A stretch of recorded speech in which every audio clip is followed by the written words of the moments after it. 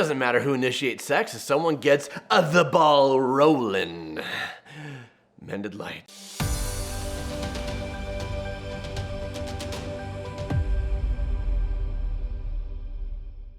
Hello and welcome to Crap Therapists Say. This is a fun little segment for me where our viewers submit poor advice that they got from therapists. I just know someday I'm going to look in the comment section and I'm going to see one of my old clients and they're going to be like, here's a crappy piece of advice. But that's not today. It is not this day. Today we are going to talk about the advice, it doesn't matter who initiates sex. Look, every relationship is different. Every person is different. Different people have different sex drives. Different people feel more comfortable initiating versus being initiated upon. And every relationship looks different. That said, I've never met the person, unless they were asexual and did not find sex in and of itself appealing.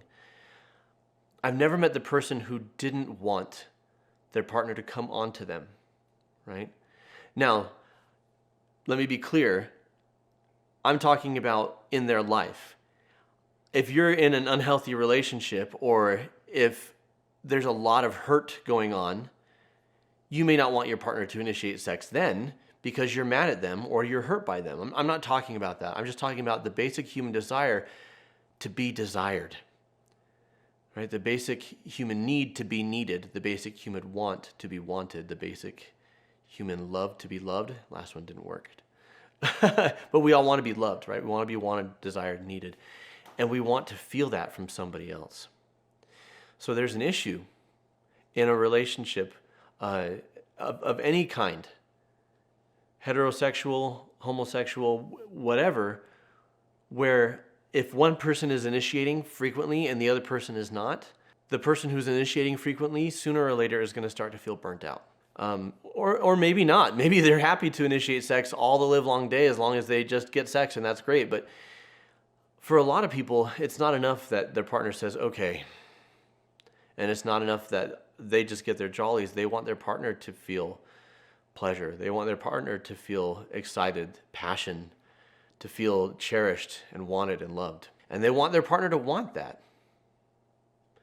You know that song, I want you to want me.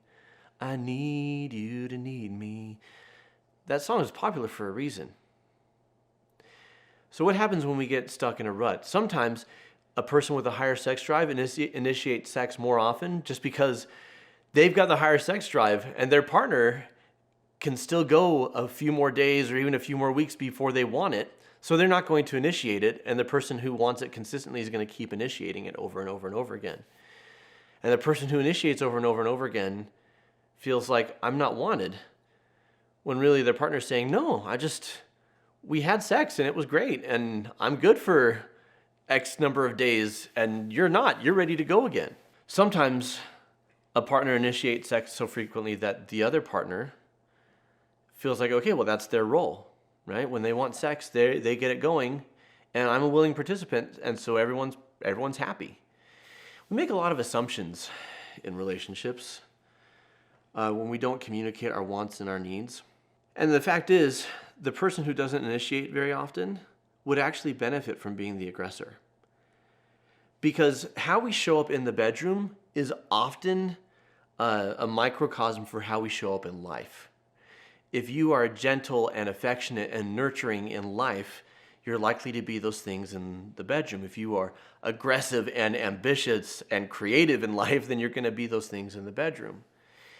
If you have a strong voice and know what you want and you speak it, and you do that in life, you're going to do it in the bedroom.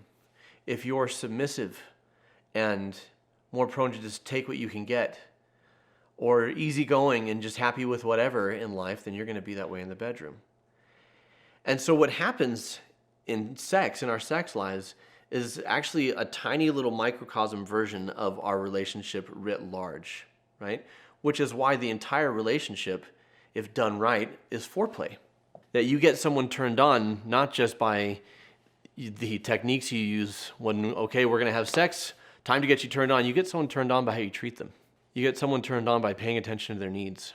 You get someone turned on by being willing to make compromises, being willing to make amends, being willing to forgive, being willing to be humble and take ownership. But back to the topic at hand, how you show up in the bedroom is how you show up in life.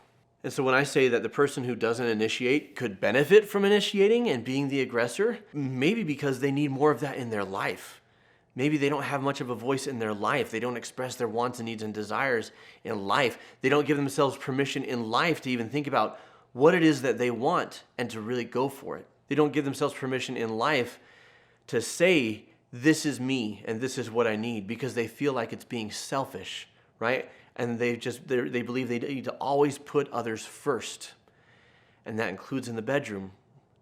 It might be good for that person to not just say, well, when you want it, you come to me and I'm happy to comply.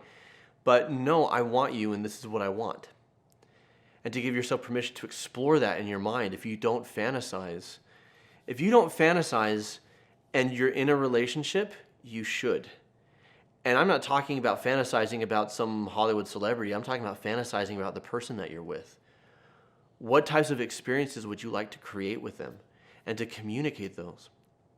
Conversely, the person who does the initiating, by and large, they might benefit from stepping back and waiting a while and letting the other person initiate, but also communicating that instead of making the assumption that the other person will just know.